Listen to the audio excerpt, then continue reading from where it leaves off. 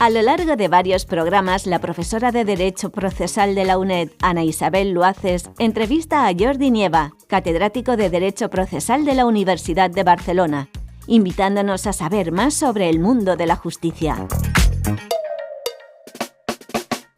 Si trasteáis en nuestro canal de radio, canal.uned.es, podréis encontrar todos estos podcasts.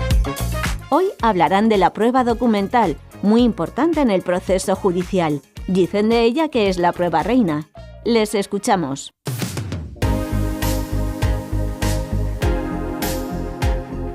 Buenos días. Muchas gracias, profesor Nieva Fenol, por aceptar, como tantas veces, ¿no?, la invitación del Departamento de Derecho Procesal. Al contrario, el agradecimiento es mío y muchas gracias por dejarme expresar con tantísima libertad como siempre encuentro aquí. ¿Es el medio de prueba reina en el proceso, la prueba documental? Actualmente sí es la prueba reina. Actualmente sí, no lo fue, ¿eh? No lo fue, pero esto ha conocido épocas. Lo voy a explicar, porque es curioso. Yo cuando estudié Derecho Procesal, la primera vez, a mí se me dijo que la confesión, que es como se llamaba entonces, era el medio de prueba reina en el proceso, ¿no? O la prueba reina, mejor dicho, en el proceso, o el medio de prueba rey, ¿no?, para entendernos. Y la confesión era simplemente la declaración de una parte que decía: yo creo que esto ha ocurrido así, o yo afirmo que esto ha ocurrido así. Eso era la confesión. Bien, se llamaba medio de prueba reina porque venía precedido de un juramento. Y en ese juramento, pues como tenía una raíz religiosa, durante siglos, desde la Edad Media, desde mucho tiempo atrás, se le había dispensado a ese medio de prueba pues un valor, digamos, persuasivamente privilegiado, y a partir del siglo XII-XIII obligatoriamente privilegiado. Es decir, lo que alguien confesaba iba a misa, y nunca mejor dicho, ¿no?, por lo del tema del juramento que he dicho antes. Y sí, así fue durante mucho tiempo, pero no hay que olvidar que en el mundo egipcio el medio de prueba más importante, y esto es muy ignorado, pero por eso lo voy a decir, en el mundo egipcio el medio de prueba más importante era el documento. Puede sorprender, pero no tanto, si pensamos que la sociedad egipcia era una sociedad que en general no sabían escribir la gente, con lo cual el que tenía un documento escrito por alguien, podías identificar hasta el escriba que lo había hecho. Con lo cual, oye, si el escriba ha puesto ahí su ciencia, ha puesto ahí pues su prudencia y su honestidad a la hora de redactar este documento que reconoce una propiedad, porque la propiedad viene de entonces, que reconoce una propiedad, entonces esto tiene que ser cierto y esta propiedad es correcta, y exigían siempre esos documentos, ¿no? Eso en la Edad Media, pues pasando por época romana, que tuvo un valor persuasivo el documento, pero cada vez superior, en la Edad Media se transformó también en un medio de prueba privilegiado. También el que tenía un documento público, es decir, un documento pasado por un notario, por un fedatario público, eso iba también a misa, porque al final pues el fedatario público es alguien que da fe. Volvemos otra vez a la religión, ¿de acuerdo, no? ¿Y qué pasó después? Pues luego lo que pasó es que en el siglo XIX se introdujo el sistema de libre valoración de la prueba. Es decir, ya no hay pruebas privilegiadas. Todas las pruebas tienen a priori el mismo valor y es el juez el que tiene que decir pues qué es lo que le convence más y qué es lo que le convence menos, y explicar por qué le convence más y le convence menos. Es decir, la ley ya no le va a poner las cosas tan sencillas diciendo que ese medio de prueba tiene un valor o tiene otro. Bueno, eso debería haber hecho que los jueces hicieran una labor probatoria mucho más intensa, mucho más de detective, para que me entiendan, ¿no? O sea, para las personas que les gusten las novelas policíacas, ¿no? De tratar de saber realmente qué es lo que ha pasado ahí, ¿no? Y en cambio, no. En cambio, como decía antes, a los jueces, pues la acumulación de asuntos normalmente no les da la vida. Y oye, en cuanto encuentran un documento, especialmente si es público, es decir, si ha intervenido un fedatario público como un notario, eso va a misa. Y oiga, que a esa persona la trajeron al notario engañada.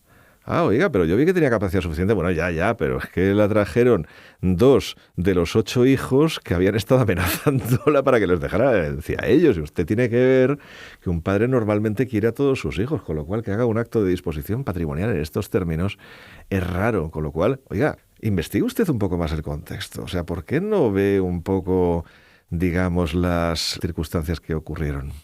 Entonces, ¿contribuye en algo la averiguación del contexto de los hechos que se refleja en ese documento, por lo que nos acaba de explicar, ¿no? Es que ese es el futuro de la valoración de la prueba, y es algo que se ha excluido hasta ahora. Miren, Un juez no puede valorar un documento aisladamente, ni que alguien diga algo, que un testigo diga algo. No, un juez tiene que conocer lo que Carreras había llamado la pequeña historia del proceso, que es una frase que le gustaba mucho a mi maestro, el profesor Serra, y que es muy acertada, además, esa pequeña historia del proceso. Es decir, tiene que saber qué es lo que ha ocurrido, tiene que conocer las circunstancias sociales de aquella gente, qué es lo que puede influir, ver, pues en definitiva, qué personalidades podían tener unos y otros en la medida de lo posible, porque tampoco es un experto en psicología de la personalidad el juez, ni muchísimo menos, ¿no? Entonces, lo que tiene que hacer el juez es tratar de conocer esa pequeña historia, es decir, tratar de conocer ese contexto que podríamos decir de una forma menos hermosa, pero más técnica, ¿no? Ese contexto donde han sucedido los hechos y a partir de ahí ver, por ejemplo, qué enfrentamientos ha podido haber entre unos hermanos. Y ahí hay que ver qué negocios han podido tener entre ellos, o qué relaciones tienen entre ellos, si tenían una relación inexistente desde hacía años o no tenían una relación inexistente, por ejemplo, o bien si todos los hermanos se comunicaban con los padres o no se comunicaban, o bien si en definitiva la persona era de avanzada edad y, a ver, todos sabemos que una persona de más de 80 años, por mucho que no tenga una alteración de su conciencia, tiene fallos de memoria, lo sabemos todos. Vean ustedes a Biden, por favor, o sea, es decir, es presidente de los Estados Unidos, ¿no? Pero todo el mundo vemos que ahí hay algo que no funciona, o sea, hay algo que no va como tendría que ir, ¿no? ¿Por qué? Porque es una persona mayor, no tiene ninguna discapacidad gravísima, ¿no? O grave incluso. Tiene leves fugas, leves fallos que a veces le hacen mirar donde no debe, que a veces le hacen creer que ha escuchado algo que no, le hacen perder el hilo, esto es muy frecuente, es decir, claro, para tener una conversación hace falta tener cierta memoria para acordarte de lo que has dicho antes, y esto a una persona mayor pues le falla. Claro, todo esto, en el fondo, hace a una persona vulnerable. Poco vulnerable, depende, ¿no?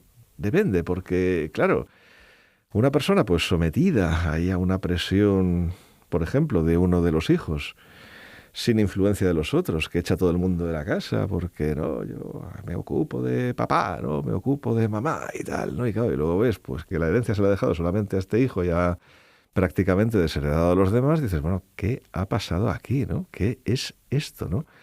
Puedes tener más indicios. ¿A qué notario han ido? ¿Han ido al notario que normalmente utilizaba la familia o han ido al notario amigo de ese hijo precisamente donde ha hecho otros actos jurídicos para los cuales hay que requerir al notario que diga, oiga, en su notaría hay otros instrumentos que este señor ha firmado y actualmente los notarios esto lo saben con mucha facilidad.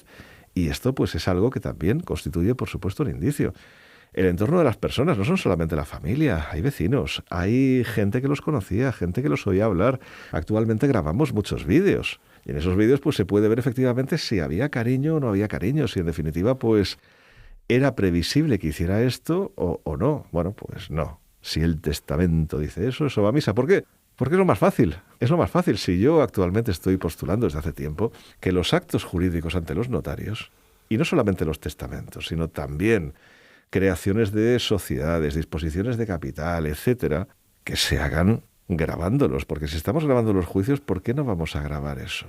Y de esa manera pues podríamos ver si la persona se entera de lo que está haciendo o no, si el notario lo ha explicado de forma que lo entienda o no. Es decir, podremos averiguar algo que para el derecho civil es importantísimo, que son los vicios del consentimiento, si ha habido dolo, engaño, si ha habido error, que es muy frecuente, si la persona no se ha enterado del crédito que estaba firmando, ¿no? Pues, oiga, todo eso hay que averiguarlo, pero claro, evidentemente eso requiere una labor probatoria mucho más intensa. Pues oiga, hágala. Eso es el contexto. Yo creo que ese es el futuro de la valoración. ¿Y si se graba, cómo lo incorporamos al proceso? Sí, no, sencillo. Es un documento de audio y vídeo y a partir de ahí, pues gracias a la digitalización de la justicia que estábamos hablando antes, pues entonces el juez lo puede ver y se le pueden destacar trozos en los cuales, pues aquí se ve esto, aquí se ve lo otro, aquí falla esto y tal. No es tan complicado. Es decir, no es que el juez tenga que ver todo el acto de otorgamiento, eso ya lo van a hacer las partes. Con lo cual le van a destacar esto, lo otro, lo de más allá, y entonces el juez ahí pues se puede hacer una idea. Pero claro, si no lo grabamos,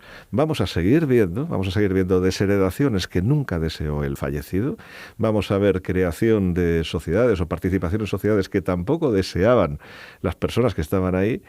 Y vamos a ver, por ejemplo, incluso algo mucho más grave que puede ser curioso, ¿no?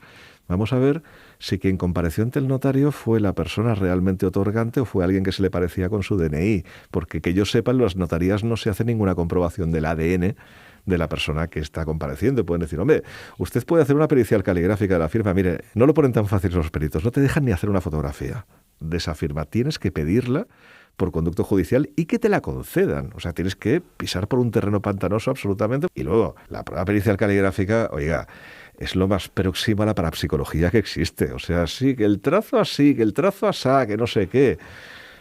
Realmente, según los informes de la Agencia de Investigación de Estados Unidos que encargó el presidente Obama en su día, le otorgaron a la prueba pericial caligráfica una valoración científica bajísima, con un grado de acierto próximo al azar.